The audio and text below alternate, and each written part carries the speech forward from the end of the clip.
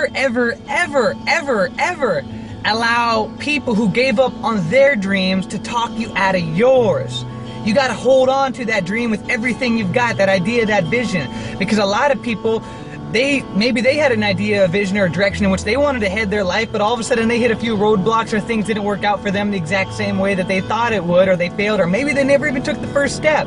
And so they want to tell you all the reasons of why you shouldn't do it, or why you can't do it, and why it's not going to work out for you. Because if you succeed, that would contradict their struggle. See, I believe that we were all born to be great. We were all born with this childlike creativity, with light and ideas that could literally change the world and make the world a better place for all of time.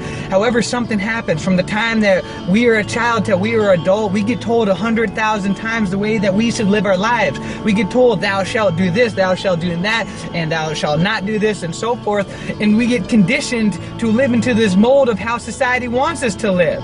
We get told, when are you going to grow up and stop chasing rainbows? No, forget that dream of being an actor, a baseball player, an astronaut, or whatever. You got to get a real job. Come on, seriously. And we end up becoming a beast of burden. And at some point, we got to make a stand. We can either decide that we want to go on with our life the way that other people want us to fit into their acceptability, or we can decide to take a stand and say, no, you know what? I'm gonna decide to move forward with my dreams and ideas, whether you like it or not, whether or not it fits into, your permission of how I live my life or not. That's what I want to do. And you got to understand that people are gonna inflict their negative opinions upon you, but that's okay. When that happens, don't find yourself sitting back saying, oh my gosh, now I'm belittling my own dreams and ambition because this person said that. Absolutely not. You got to move forward, and you got to surround yourself from negative people that don't believe in you, because so many people are going to be like, the energy attracts energy, negative attracts negative, and positive attracts positive. That's why birds of a feather flock together. A lot of times negative people want to surround themselves with negative people to reinforce their negative beliefs, their negative way that they see the world. And positive people tend to want to hang out with positive people. And if you're in a negative situation where you got a lot of negative people in your surrounding, you got to find a way to break out of that mold and try to surround yourself with people that believe in you, people that are going places, and really truthfully, most importantly, people that believe in you.